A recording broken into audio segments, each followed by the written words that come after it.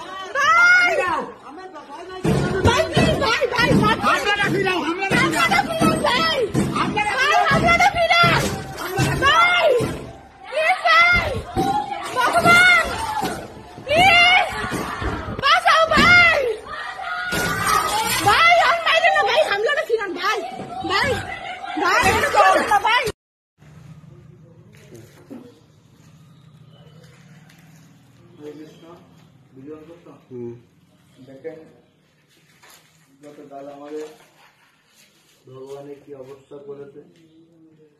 এত আগুনের মধ্যে ভগবান তার নিজেকে নিজে সুরক্ষা রেখেছে। কিছুটা হয়তো আগুনে পুড়ে গেছে, কিন্তু তার সেবা করার মতো সে সুযোগ করে রেখেছে আমাদের জন্য।